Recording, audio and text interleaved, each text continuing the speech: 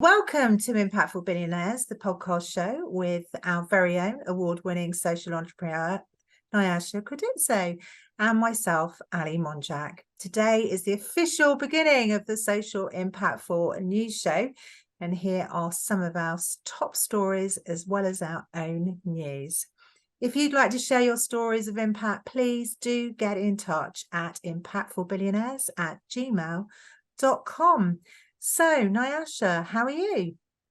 No, I'm good. Absolutely lovely. And I'm so happy. Normally, this time of the year, as it gets darker, my energy goes low. But I have been topping myself up with vitamin D over the summer. So I'm feeling really quite upbeat. I'm really happy, full of energy. Fantastic. That's what we like to hear, Nyasha, definitely. Yeah. And also full of energy to be doing the first news show on Impactful Billionaires. Definitely. It's so exciting. Yeah, it's just wonderful. What a good idea. There's loads of things we're always doing which are worth mentioning beyond the podcast. And this is just a fantastic idea to share some of the news. And of course, we always want to hear other people's impact stories. Definitely. So if you want to get in touch, as I said, do share your impact stories at impactfulbillionaires@gmail.com. So to start this evening's roundup of news, some really sad news in the social impact world, hasn't there been, on the 20th of September 2023? Yes, Susanna Bagel, I saw her very much as a pioneer. She really started talking about this gender length investment well before people really started talking about it. And she remained, true to her word up to the end of her life, ending it with I think it's almost like her legacy, heading for change, looking at social impact around women and the climate. And it's I think the impact world have lost an advocate for this agenda. Definitely. I couldn't agree more with you about that. I mean, I know you have been in touch with her story a lot more than I have, but, to actually read it's what an amazing person to give all of that, and really sort of be a pioneer in gender smart opportunities, because it's true that we need men in life. There needs to be equality between us, but definitely I think women are really nurturers, and as far as the climate is concerned right now, we need to be doing that, don't we? Yeah, of course, we definitely need to be doing that. And the impact for me, it's the ripple effect is just incredible when you empower women economically. No, and obviously Suzanne had that kind of foresight, which is kind of really well, as we've said, she was a pioneer. So I mean, she had over a 35-year career. She had leveraged her extensive networks in finance, philanthropy, development, research, and entrepreneurship to connect public and private investors with these gender smart opportunities, which is it's phenomenal, really. Collaborating with some really movers and shakers in the finance world as well. The UK's finance institution, IDB Invest, LinkedIn Foundation, and Circulate Capital. I mean, there was just no stopping her, really, was there? Yeah, she was on the go. She really was. And, she was one of those women who really she felt so passionately. She was a doer. And she also put in her own money. She wasn't, almost like you need to get your face dirty almost with it. And she was right in there, marking in. Yeah, No, Mm. you're absolutely right. And I think, that's how you sort of get to grips with the social problems as well. I'm laughing now because I know I'm talking to the converted, but Yes, um, definitely. but yes, I mean she also was, instrumental in many different projects to do with investment and activism, and embarking on impact investment journeys, for several different, ideas and a supportive ecosystem. So I mean, she really will be missed, but as you say, what a legacy. Yeah, what a legacy to leave. Yes, she definitely will be missed. Her energy was just, I met her several times in many conferences. You could feel her energy, and her passion, really, her purpose in life.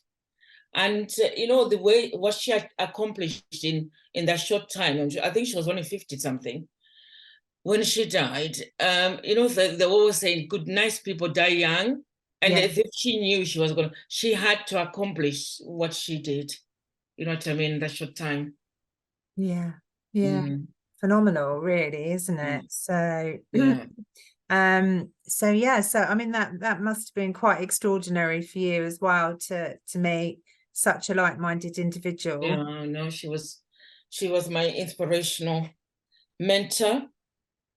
And I always watched her. And as I said, I attended quite a few conferences with her. Oh, yeah. So yeah, such a huge loss. And obviously, thoughts go out to Daniel, her husband, and the rest of her Her family. family, yes. I Yeah. think she had a sister or something as well. Yeah, she had Yeah, nieces and nephews. I think she had a sister yeah, and a brother as well. yes. So I In-laws, don't yeah. think she didn't have children of her own, but it's Yeah, yeah, yeah, I'm not very, such uh, a big loss, isn't it? So yeah. um but one of her quotes I found actually online, and it says, my goal is to catalyze unprecedented capital with a gender lens and to catalyze the power of women as investors. I'm Mm. personally committed to investing with social and environmental impact. I'm doing that with my own portfolio, and I share that experience with others. I believe we must do this elegantly with enthusiasm and intelligence. Amazing. It's Just so so profound. her, and so it really summarizes her. Yeah. Yeah, So that's fantastic. lovely. And I'm so pleased in a way that you managed to have the opportunity to meet her, which is just, Yes, yes, yes. I've met her over the years. When she came to London, I was watching a portfolio when she lived in America. And when she started living in UK, it was such a privilege to actually meet her in real life. yeah, yeah. I mean, you've met some amazing people along your Mm, social impact journey, yeah, haven't you? yes, Yeah. yeah. So our next news item is also very sad. And this week on the 28th of October, Matthew Perry sadly left us. Friends actor Chandler Bing. I know there's been a lot across the news this week about, Oh, yes. It's just so sad. Such a huge, again, gifted actor, loves to give, full of energy. yeah, And yes, he had this uh, addiction. I'm not sure whether that's what killed him in the end, but in the middle of all that pain, he was able to help other people, and ending up setting up his own rehabilitation right in the middle of Malibu. yeah, Perry House, yes. Yes, it's just wonderful. And as well as writing a play, The End of Longing, written as a Yes, personal message to those yes, struggling with addiction or those who love someone with addictions. That's quite a difficult situation as well, isn't it? From yes. The Yeah, ripple okay. effect it does. One person in the household with good addiction does affect the whole household and the community. Yeah, And his willingness to help others, and the awareness that there was a social problem which was not just affecting him? Yes, absolutely. I mean, it's a global problem again. You know, it really is a global problem, and you know, there's been several reports from different neuroscientists, you know, how addiction affects the brain, where it comes from. Yeah, so it's not necessarily. It is an illness, definitely. It is. So you might be born with it, you might have ADD, you might have ADHD. I don't, you know, there's several different ways that you can be addicted. But yeah, so very sad loss for Matthew Perry. But in one of his last interviews, because he released a book, Friends, Lovers, and the Big Terrible Thing, he opened up to Tom Power on Tom Power, the Q podcast, about, you know, his decades of long sobriety. And he revealed that he had actually hoped that, you know, his rehabilitation centre and play would be a lasting legacy, as he'd always, you know, gone the extra mile to help other people. But he did actually say in the interview, which is, you know, quite ironic in a way, he said, but you know, when I die, I know people will talk about friends, friends, and friends. Oh, Yeah, that's funny. I know. Yeah, it's ironic, absolutely ironic. Yeah, it is ironic, and he did have a great sense of humor. He was a great Yes. actor. Yes. And I Yeah. just thought it's, you know, we just thought on tonight's podcast that, you know, we should mention it really, because it's not an obvious one, is it? When you think No. about impact, Nyasha. Yes. Yes. Definitely. And I don't know whether it's COVID or whatever, but there's been an increase on addiction. Mm. And also on the other side, lack of resources, rehabilitation centers around to help people to deal with the huge demand. I don't know whether it's COVID or, you know, lockdown has made people, you know, their mental health, whatever it is, has affected them to need rehabilitation centers.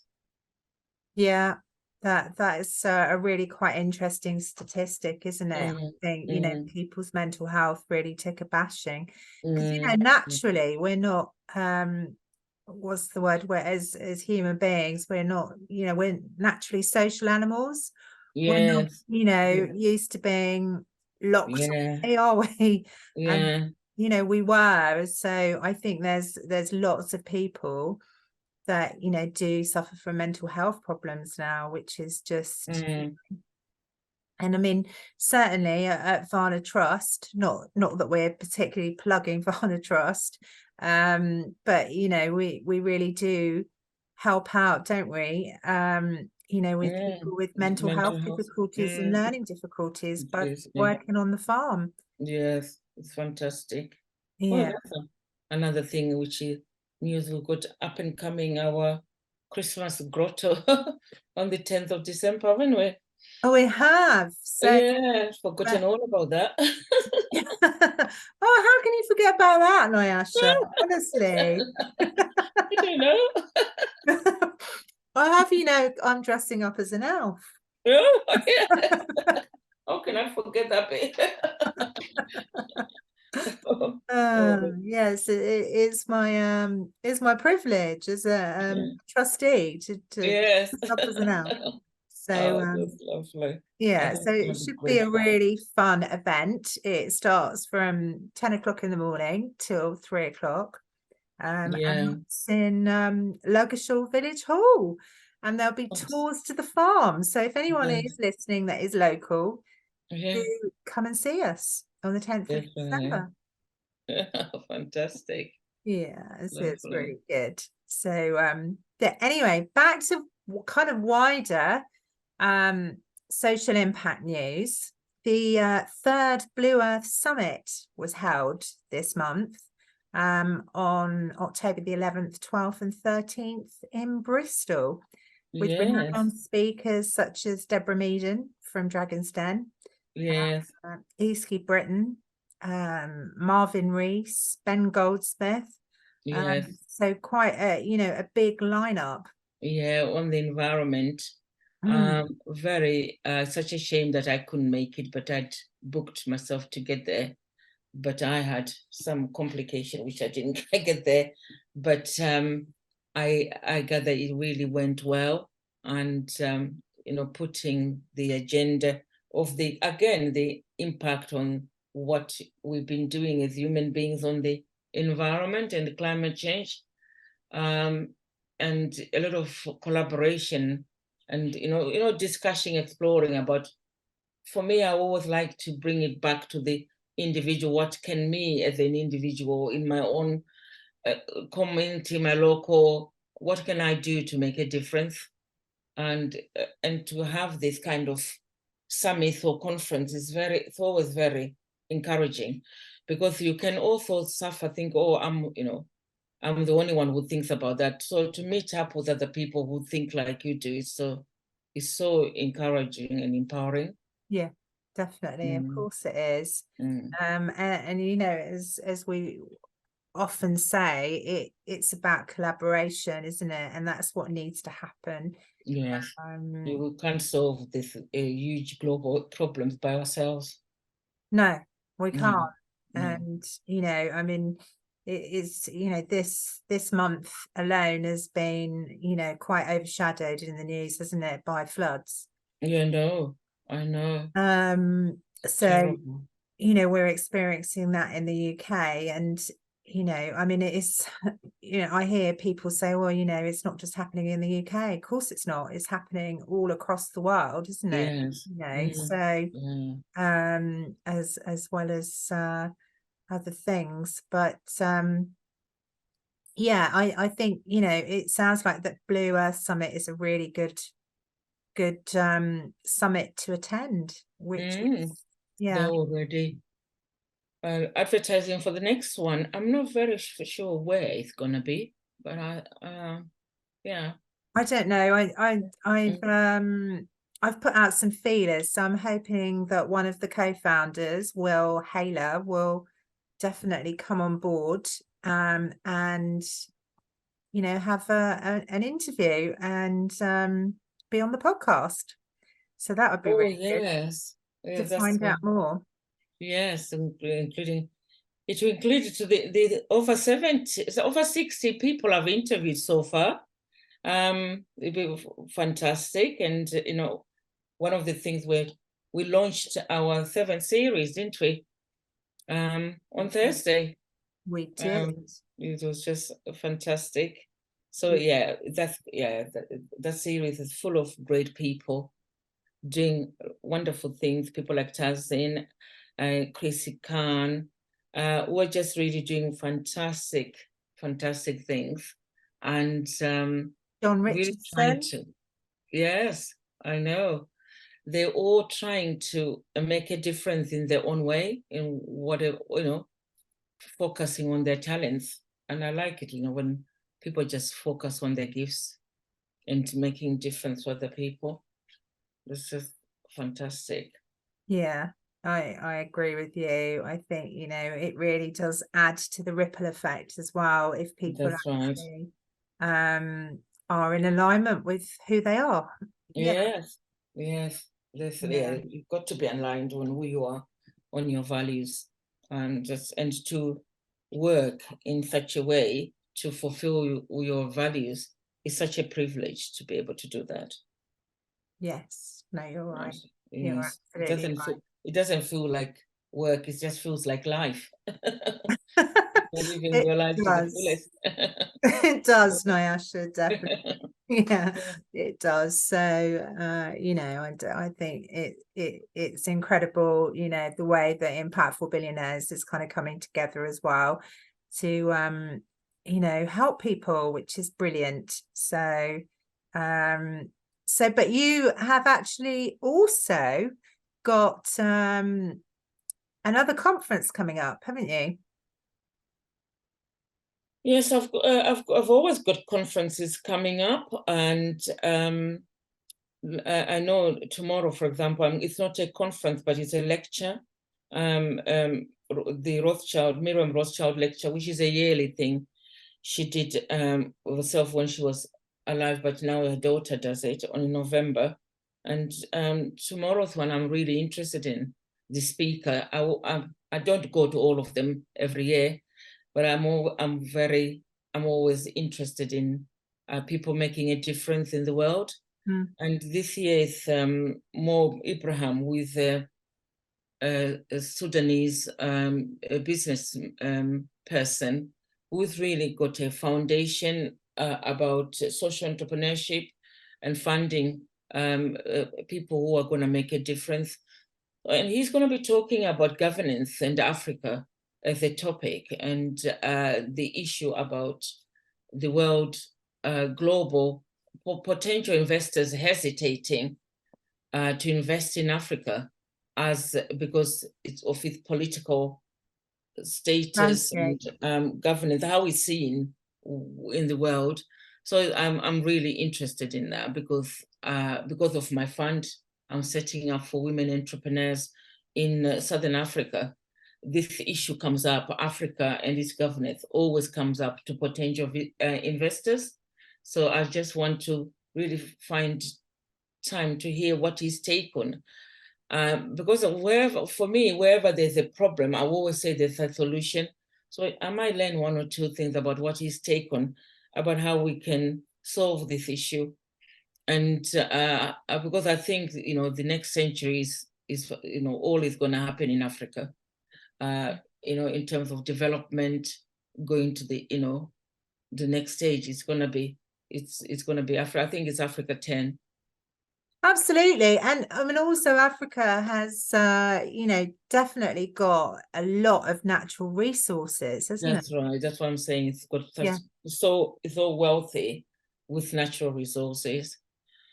And we just need to empower people so that they can use those natural resources to sort out their lot, really, and move away. My mission is to end poverty and create equality. So so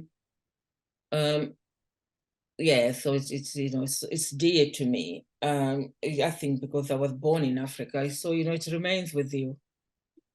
Of course it does. And it's an amazing, it's a continent, isn't it? I mean, people to do sort of chuckle when people say it's a country, but it's not. It's an entire continent. I think it's got 56 countries. I think Africa can remember now.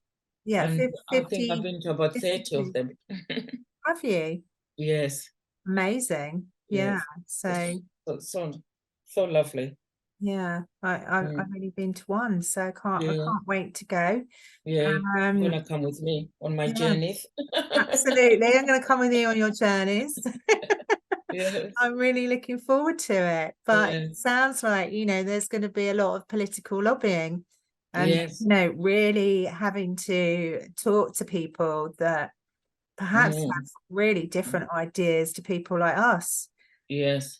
I think the power of negotiation is probably going to be, because I think communication is key, isn't it? Yeah, fantastic. Yes, definitely. So I for one will, on the news show next week, I will want to know how tomorrow goes. Just yes. Yeah. So what can we all do? Yeah. Yes. I love it. Yeah. Oh, wonderful. So that's brilliant. And I mean, Series 8 of Impactful Billionaires is coming up as well. Yes. Oh, wow. We're starting to, I've, just a minute ago, we are talking about my dream guest for Series 8. And I always got, people I really would like to interview for my, making tracks to follow them up to find out whether they will be interested or would consider being interviewed. And it's lovely. It's lovely to have, that opportunity to interview people and for them to tell their story. I also, ask, what is their why? What is their big why? What motivates them to do what they do today? And every one of them is so different because we're all unique. We're doing similar things, the broad thing of social impact, but we're doing it from a very different angle in terms of gifts and talents and our experience. Yeah, absolutely, Mm. definitely, and making a difference. So, some of your dream interviews. Come on, let's tell everybody. Yeah, some of my dream people, and I really would like to interview Holly Branson of what she's doing at Virgin Unite, and I can't remember how to say her name, Jacqueline Novachik, of Akam. I know recently I've been following her. She's been in India and Africa, following up with some of her students, fellows from her program. Linda Gates, I'd love to interview her to really find out what she's doing. She's doing a lot of work with women entrepreneurs in Africa. So I'd like to find out a bit more about what her experience has been, because I'm following her progress to see how my fund will fit in. Liz Baston, I'm still talking to her. I need to nail her down.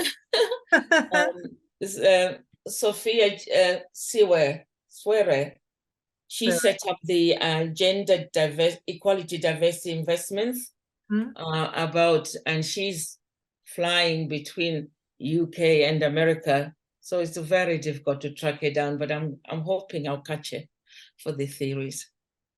That sounds really good. Yeah, that sounds very interesting as well, to be honest. Well, all of them sound interesting. And then, of course, you've got Greta Thunberg as well that you'd like to interview. We started talking to her, but she was very busy. We need to get back to her. Yeah, we do. Yes, yes, a young woman who really does interest me about her thoughts. And I was just thinking, God, what was I preoccupied when I was 12? It wasn't about the climate change. No. It was probably about children, Ayesha. Yes, it was about children. Yes, yes. So, yeah. It's fantastic. And then, of course, Series 8, you've got Dr. Constance coming up as well, haven't you? That's right, yes. Oh, God, there's so many people I want to talk to. And yeah, lovely. Yeah, definitely. And some exciting news. So I know the exciting news for 2024 is all happening. Yeah. There's the International Women's Day, which we are going to celebrate in a different manner, not on International Women's Day itself, but we're going to launch our magazine to do with Impactful Billionaire, which is really an extension of the interviews with the people we've interviewed. Yeah. And our supporters, we're creating it into a magazine. So that's going to be fantastic. We are continuing to grow our club, the impact of Billionaire, because it's such a, the audience and the guest speakers, they're global, they're all over around the world. So it's by sheer nature, it's going to be a global club, and that's really quite exciting. It is exciting. Because sometimes you start something in London, for example, and then later on by nature it organically grows, but this one is already global before it even you know what I mean, before it's even fully established. I know it is. Well, I mean, we've got all those guests, Bob Berg, Sharon Sarah, Anjanita, across the channel. We've got other people as well in different areas of Africa. I'm trying to think of it, all across the globe, actually. Yes, they're all over the place, really. Yeah, that's been quite interesting. And I think it sort of really deals with my footprint of where I've been as well. I've been around, I've been around the world. and I think it's it's a footprint or whatever of where I've been and people in my network, and people who are not, the ripple effect, people I get to know because other people know me, or they've heard about me, or they're following me. So it's just, magic, really, what happens when you put yourself out there. So Definitely. that's really exciting. And And so of yeah, we really course need we've to save got, that date. And today, when I was just shopping, I bumped into my co-founder of the social enterprise success conferences, and we're planning on doing one in 2024. So I'm quite excited. So I'm going to meet you next week to come up with a plan. So that's quite exciting. We haven't done one. This year we didn't do one.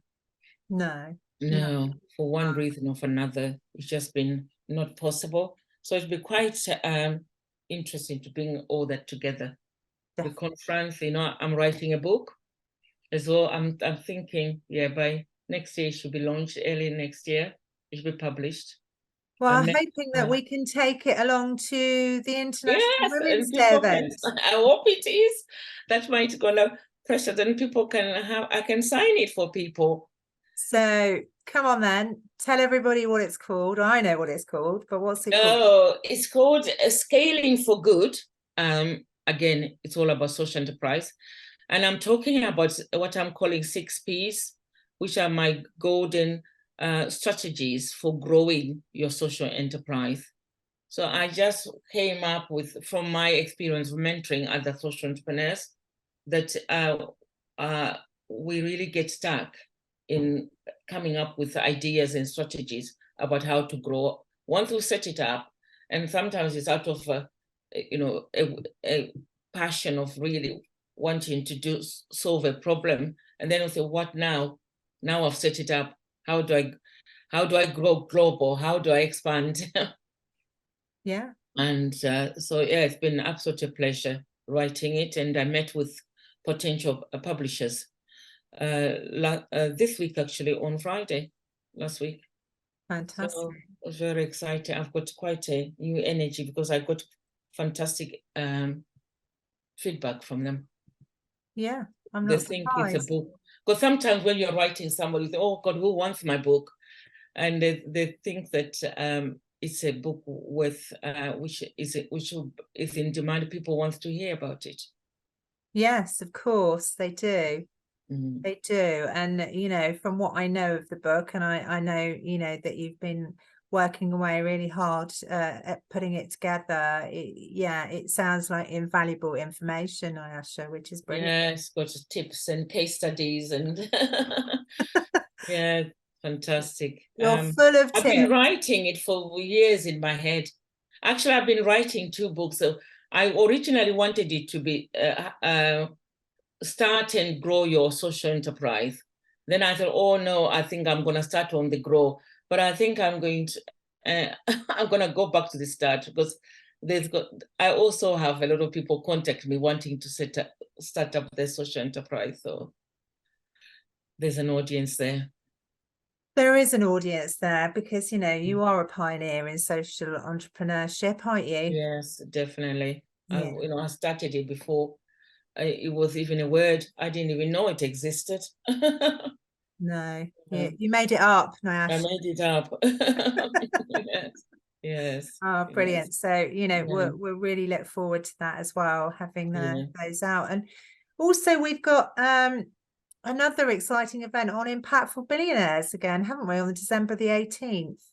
I know. That's gonna be a lovely one, isn't it? Sort of celebrating Christmas, a festive impactful billionaire event. Yes. And Yes. we've got some interesting speakers coming to it, wanting to come. Yeah. Yes, yes. Yes. So it should be good. I think, Watch out for the information out. You yes, can link in on the day. definitely. So, yeah. So I think that about rounds up our first news show, doesn't it? Fantastic.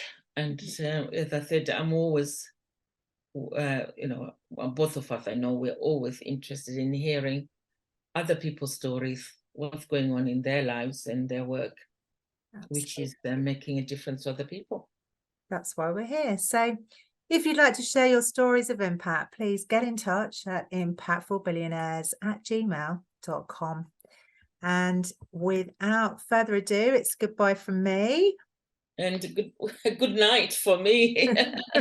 Good night from you. Yes, it's been fantastic. Ali, thank you for the conversation and the chat. No worries at all. I've really enjoyed it. So, and getting to find out more about people that are making an impact across the globe. So coming up, Nyasha chats to expat lawyer John Richardson about dusting off his law licenses to go and fight for American-born people against the government and the Foreign Account Taxation Compliance Act. Hello and welcome. My next guest is an expert lawyer, John Richardson, whose mission is to stop taxing American-born people in other countries abroad, formerly known as FATCA. John shares why he dusted off his law licenses and began educating governments, the tax industries, and the individuals about these problems, and assisting people with US citizenship relinquished after the 2011 campaign from the Obama administration. As John says, the tax industry and what can only be described as Americans' dirty little secret discrimination that is invisible and can only be understood only by those who have experienced it. You're listening to Impactful Billionaires, the podcast with the UK's top award-winning social entrepreneur, Nyasha Kwatditso. Why not be part of the club transforming lives and join us on Patreon? If you would like to get in touch, email impactfulbillionaires@gmail.com. This is a For the Now media production. Computer? So I'm just going to start recording. Oh dear. So anyway, this is really a conversation. People always get anxious about meeting with me. It's just a chat. So I really start with, what are you doing at the moment? What are you focusing on? You mean in life or this particular moment? In life, yes. Business and life can be entwined into one. Well, I certainly can. Yeah. So what I'm doing basically is, I would say, advocacy in a general sense to get the U.S. tax system changed so that it stops trying to impose its tax rules on people who simply don't live in the United States, have no connection to the United States, and really shouldn't be taxed by the United States. Wow. Yeah, it's a big problem, isn't it? Yeah. Oh, it's a huge problem. I do huge problem. I know quite a lot of people who are affected by this. Well, you know it's a big problem. So I do it partly through education, partly through advocacy, and partly through running a niche law practice to protect people, to protect the people and help them, who are afflicted with this kind of problem. Okay. So if someone has got a problem, you can help them to get out of it or get reimbursed for what they've already paid? Well, they're not. Once they paid, the chances of reimbursement are zero. Unless they've overpaid or something. But certainly, I help them organize their lives so that these rules won't impact them, won't touch them, won't apply to them. That can be done in a variety of ways. I mean, sometimes it means just terminating American citizenship.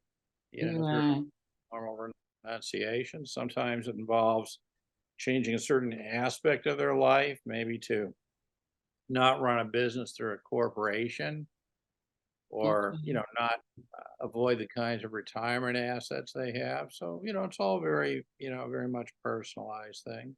Yes. Oh, that's very interesting. So I mean, in what you're doing today, I'm always intrigued about whether what you do and feel very passionately about is related to your childhood, or is something whatever, which came to you as an adult. Do you think there's a moment in your life where you got this aha moment that I'm going to be an advocacy for this? Well, I mean, I can tell you that this whole issue started generally worldwide around 2010 or 2011. Oh, it's And quite new then. well, the tax rules are not new, but they were unknown and completely ignored. What happened was that the government in the day, for the day of the United States, the Democratic government of Barack Obama, uh, Mm-hmm. basically, started what I would really have to call a worldwide, sort of assault on people who are American citizens living outside the United States. Okay. Uh, to try to, I mean, it was an incredibly frightening time for people. I mean, they didn't know about these rules. They were being Oh, sort of ushered into these so-called compliance programs called offshore voluntary disclosure programs that would have, really oh, resulted in their turning over, up to half of their net worth to the U.S. government. For it was incredible for absolutely no reason. mm, This is very much reinforced by the tax compliance industry, the accountants and the law firms who mm, were reading these laws very retroactively, and we're also reading them in a way that they would somehow apply to people who actually had relinquished their U.S. citizenship, many years before. For example, I live in Toronto, Canada, and in the late 60s, because of the Vietnam War, large numbers of American citizens, call them war protesters, call them whatever you want, but they moved to Canada. And oh, right. So you couldn't go to whatever. You couldn't go yeah, to war. Mm. moved to avoid the draft. They Then the they drafting of people. naturalized as Canadian citizens, which meant under the law of the time, they lost their U.S. citizenship. And this was, and the U.S. government was very clear about this, beating this drum. You become a citizen of another country, you lose your citizenship. Yes.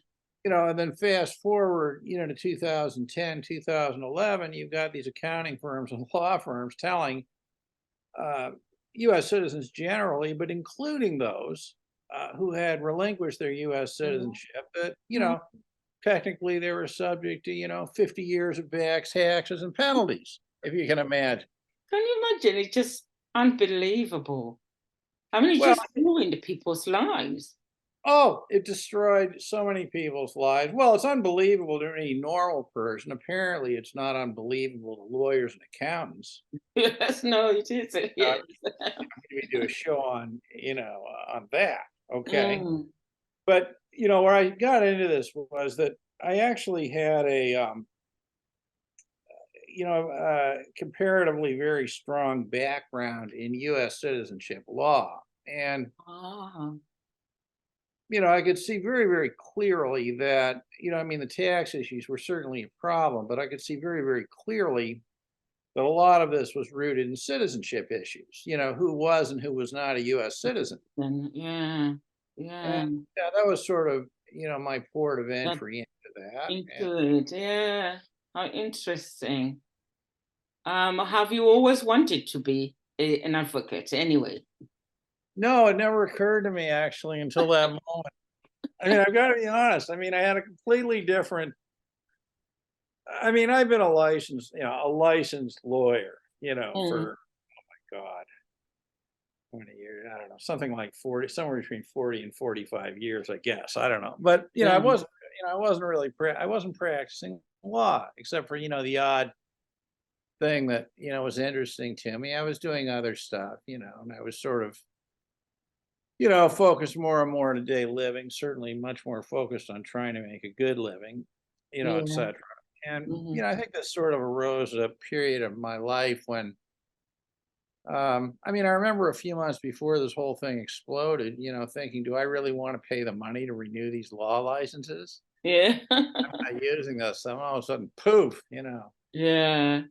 I get thrown into the middle of this. Yes. But I mean, what you're doing is so needed because it just makes a huge impact on people's lives. Someone needs to look to help these people. Well, it affects comparatively a very small percentage of people in the world, and numerically a very small number of people. But Mm, for the people who it does affect, it is just yeah. a Mm, life-altering, mm-hmm. permanently damaging experience. Mm, I mean, I've worked with people all over the world who, have been traumatized by this to the point where their lives will never be the same. yeah. Yeah. I know two people. I mean, at one point they were quite suicidal about it. It's just Yeah, I wouldn't. I mean, I would not. I mean, I'm not going to mental disagree health with was you. affected. Yeah, I wouldn't disagree with you. It's not the kind of word I would lead with an interview, Yes. but No, bring no, it no. up.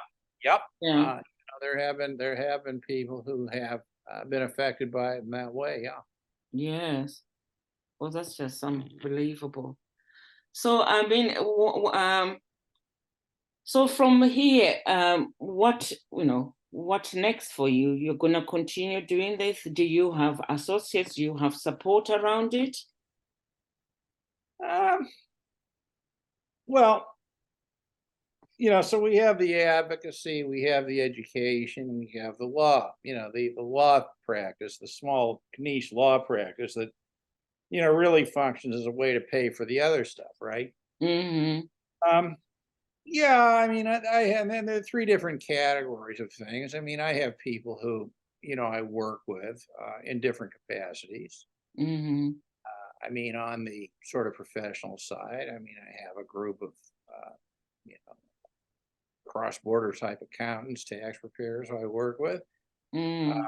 On the advocacy side, I was a founding member of an organization called SEAT, SEAT, which stands for Stop uh, Stop Extraterritorial American Taxation. All right, I saw that on your And that's LinkedIn. been, I didn't know what it stood for. and that's what it stands for. I mean, that's been a remarkably, I think, effective vehicle. A lot of, I mean, it's advocacy, yeah, but it's advocacy through education. And Yeah, and awareness, people to be aware. What can? not only, yeah, but it's got to be awareness beyond like the newspaper article. It appears in Oh the, yes, of course. it's got to be the type of stuff that's aimed, Mm, at lawmakers or, academics and, and that sort of thing. So, I mean, I would say that collectively, I think a very decent amount of material has been published, yes. well entrenched into the public domain. And, I Mm-hmm. certainly, I've been happy to play, contributed to that. Mm, Um, and then there's sort of the general education, and I would say that's operates more on a retail level, if you will. I mean, I've probably written, oh, I don't know. I mean, the most conservative number I could imagine would be about 750 mm, blog posts, aimed at mm, the general public and yeah. general So are sort of. these academic papers? I'm sorry. Are they academic legal papers or? Well, they vary. First of all, I'm not an academic No, no, writer. no. Yes, yes.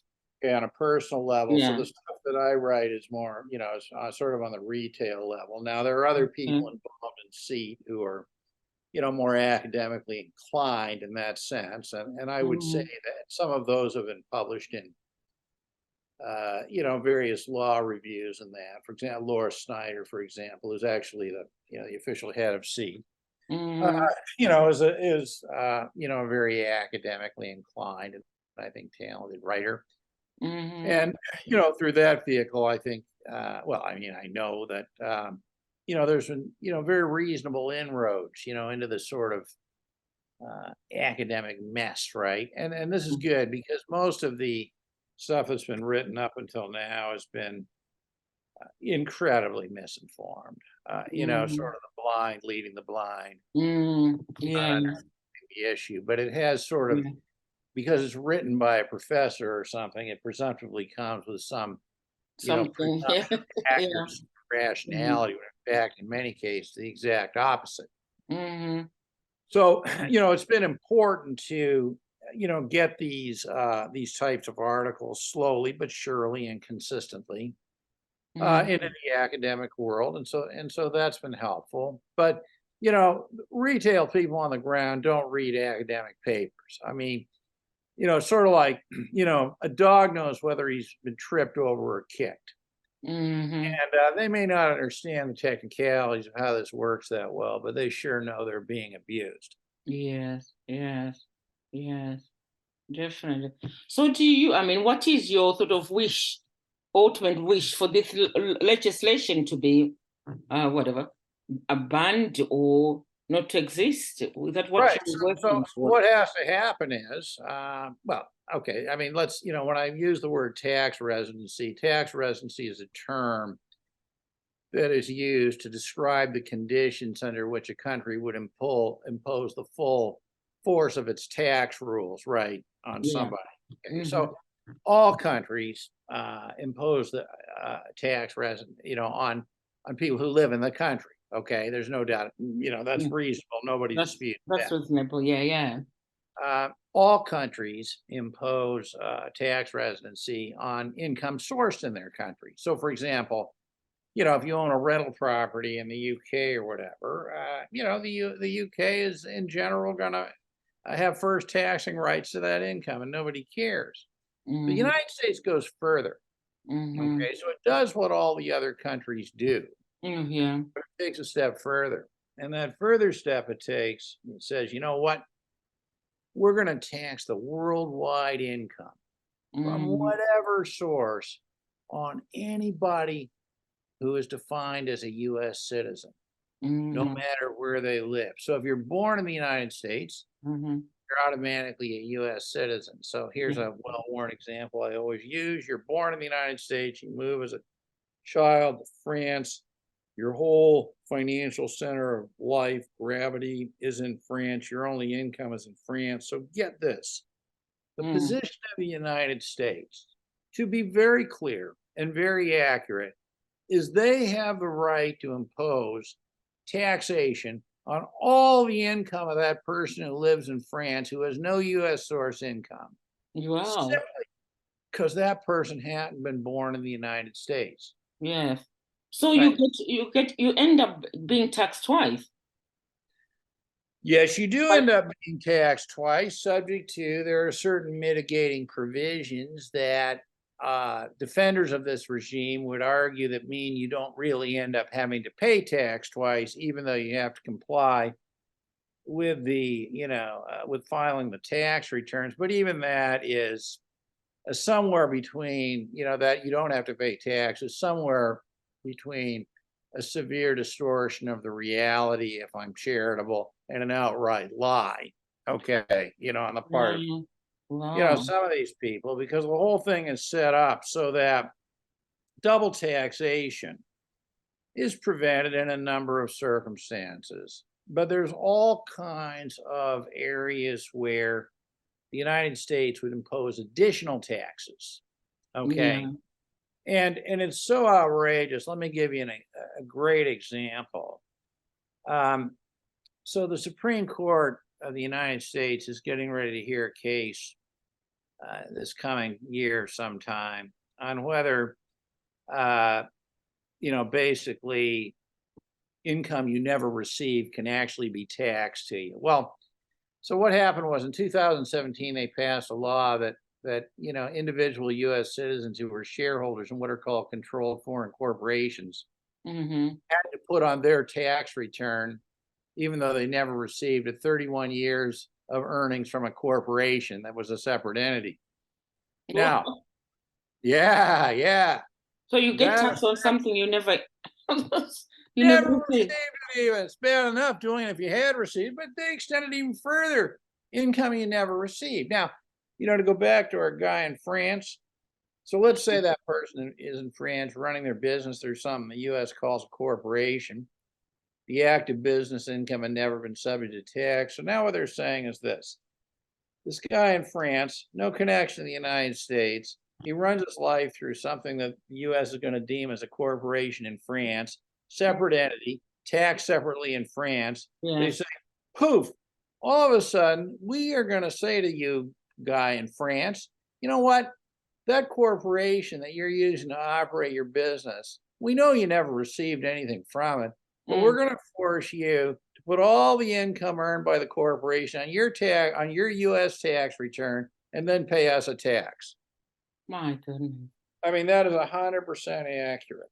Okay, it's 100% accurate. So to go back to your question, what has to happen? What has to happen is the United States has to join the rest of the world and define tax residency in terms of whether they live in the country, Yeah. not whether they were born in the country. Because right now, this is so insane that the U.S. has a tax system that's based on the circumstances of your birth Yeah. and not based on the circumstances of your life. Yeah.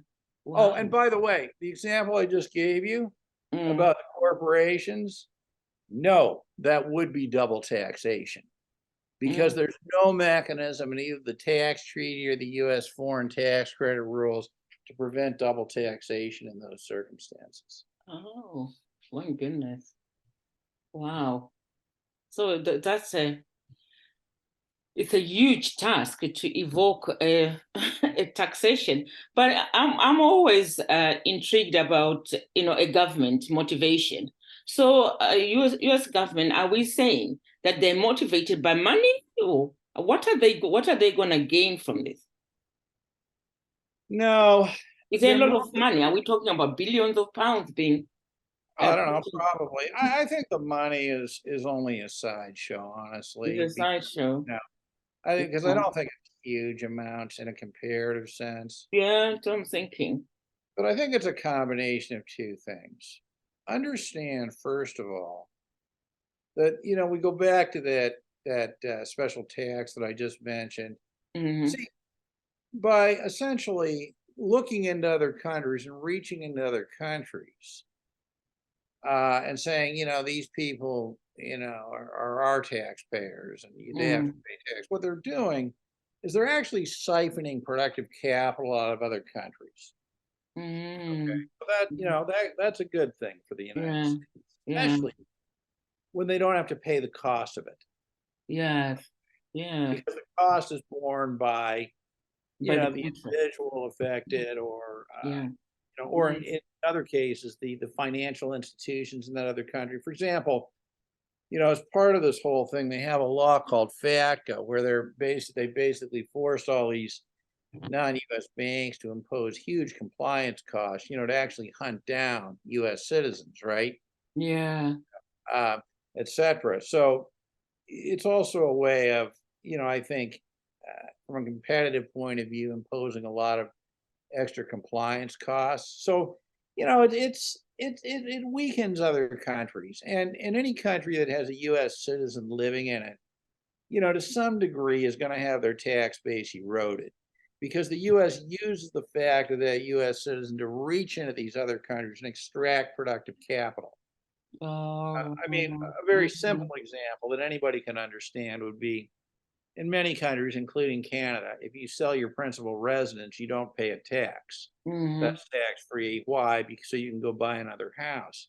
But mm-hmm, the United States taxes that, right? So for a US citizen living in Canada, if they mm-hmm. sell their house, they don't pay a tax to Canada, but the US reaches in and takes Yes, part of that money.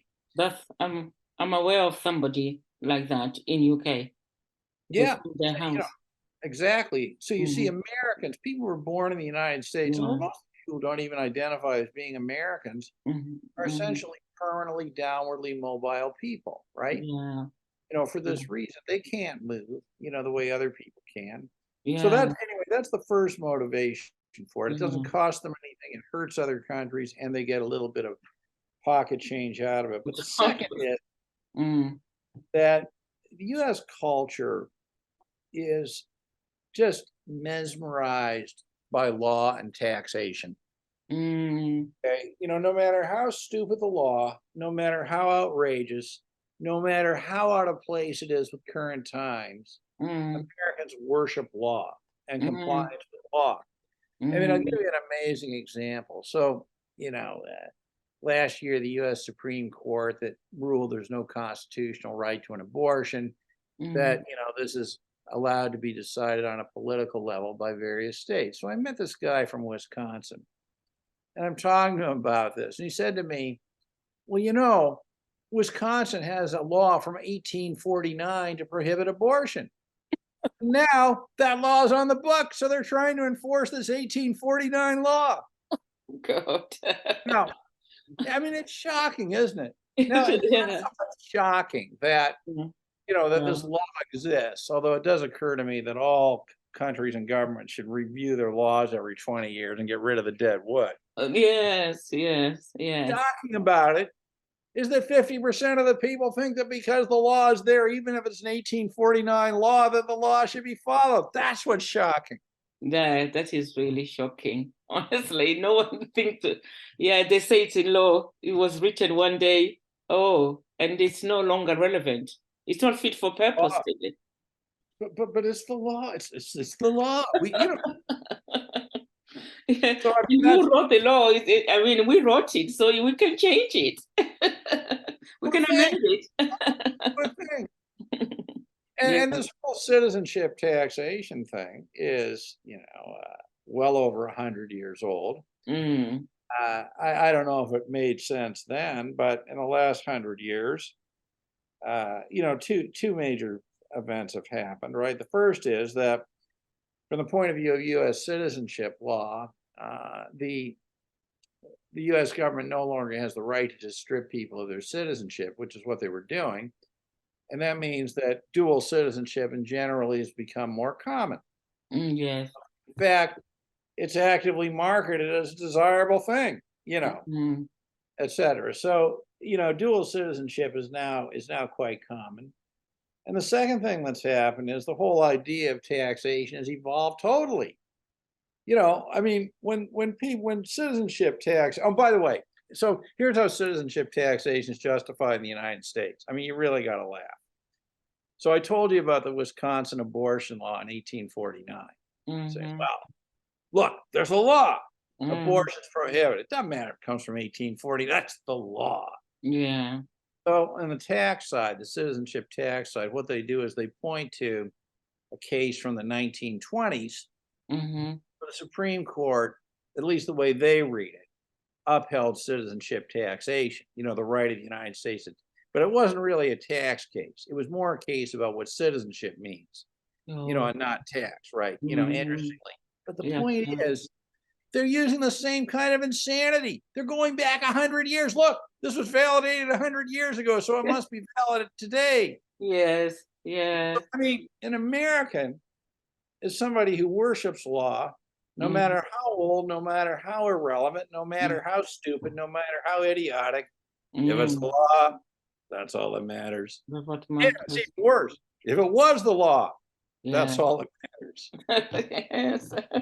Oh dear.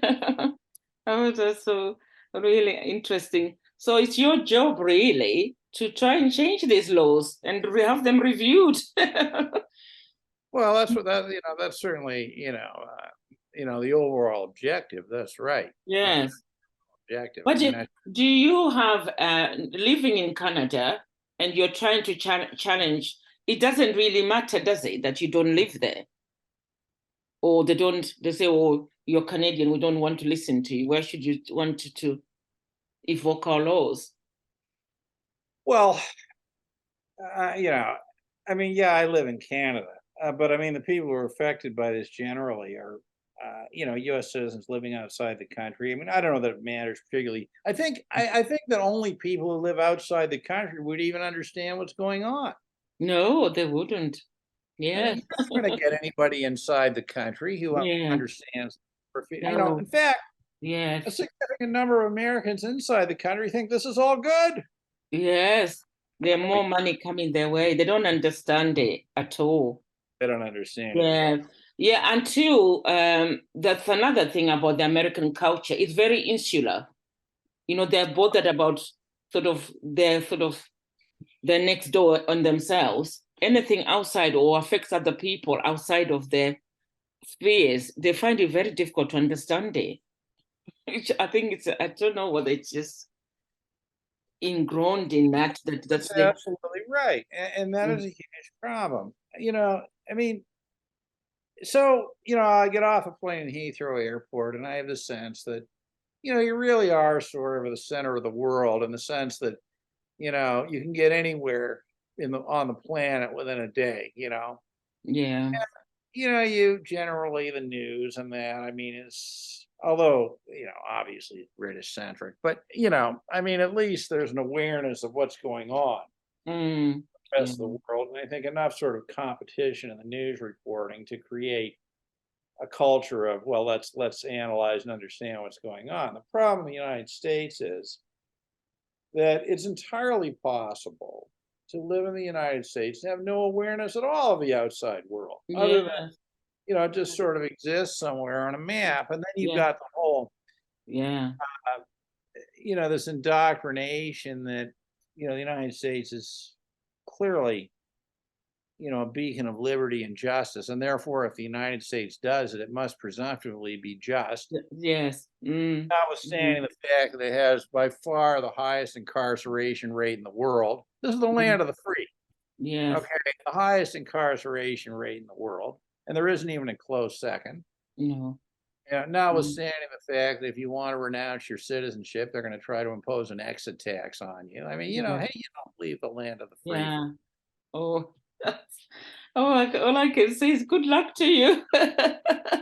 It's just, yeah, it sounds like a really tough one, but worthwhile job to do to try and navigate, this quite, old laws, and it would be good to have it change completely and to And it get, will change. It absolutely will change. It just a yeah, question of when. I mean, it is so idiotic. It is so mm, unjust that, yeah, betting on is not whether it changes, but the time it takes. I mean, was it, Martin Luther King, I think, may have coined the phrase or somebody else, but I think whoever, it's accurate. The arc of the moral universe is long, but it does bend towards justice. yes, yeah, Eventually, uh, we'll get there eventually. yes, I don't know when, but yeah, it has to change. It is so. I mean, it's just so idiotic. Okay, yeah, that yeah, yeah. And it needs people like you to really constantly, be on the case, and really navigating and really saying this has got to change. And you need champions really, and you're one of the championing this, that this has got to change, and justifying it from a human rights, moral reason, ethical reasons, all possible reasons possible. Uh, it doesn't really make any sense about where you were born. I just can't believe it. You never lived there. It's just it's, yeah, just unbelievable. well, I mean, yeah, I mean, this affects, to be clear, I mean, it affects people who are not even born in the United States, right? If they were born to a U.S. citizen parent, I mean, can you imagine Yeah, what the position of the United States would be? yeah, So you have a second generation Chinese family, okay, yes, great kids born, totally American, probably doesn't even speak Mandarin or, whatever. word of it, All of a yeah, sudden, the Chinese government comes in and says, that kid born in the United States, yeah, that kid is subject to our tax rules yes, and has to send us money every year. yeah, That's funny, right? So, yeah, you put it that so way, funny, yeah, somehow, yeah, you yes. know, you put it from the American, there's something there. I mean, what is it that's different about it exactly? No, no, there's nothing different. As you said, there was a law about it a few hundred years ago. So they're pursuing the law. Oh, it's almost funny. You can almost cry almost if you can't laugh about it. It's so sad, but as I said, it's such a good idea that you're there to fight people's corner and put it on the political agenda, that this needs to be changed. Well, that's right. But I'm one of what's become a larger number of people. I mean, when I started this, there were very, very few, and the Mm, number of people who, I would say, been conscripted into this mission, so to speak, is mm, growing, and that's very, very important. And that's that is, wonderful. I think, an amazing achievement. on this. I mean, at least now people are Interesting. talking about this. Yeah. No, they weren't 11 years ago, 12 years ago. Yes. Oh, wow. Anyway, I can talk about this. It's such a new subject for me. As I said, I've only heard from family and friends who have been affected by this before, but I never knew there was a whole mission around it, trying to change it. I just didn't think it was changeable. Well, a lot of people think it's fight not, against it. yeah, Yeah. a lot of people think it's not changeable. I mean, I don't think that it's changeable in the next few years. Thing, but I do think it's changeable. And I think that people need to understand that there are some principles and projects that are important enough that, you know, it's reasonable to take a long-term view, and that, you know, whatever your contribution to this is, it may be a bit large part, it may be a small part, but it's a contribution to a broader whole. Yes. And so, you know, part of the problem here is to get people focused on this as a serious enough problem to stay the course, and not to just say, well, you know, I don't think this can change, you know, in my lifetime or whatever. Yeah. So I'm not going to concentrate on this, because, you know, this is a very important issue. It affects the sovereignty of the world, basically. Yeah. And, you know, and it is going to come to an end. And I think the only real issue, as crazy as this sounds, is whether it comes to an end under conditions where the U.S. can claim a role in bringing it to an end, or whether they're going to have to surrender it, you know, Yeah. down the road. I mean, that's the only issue. Yeah. Yeah, definitely. Yeah. Wow. Thank you very much. I'm gonna end there, and I'm just gonna stop recording. And I think Ali has been. Where's my recording button? I can't see it. Yes. You're recording.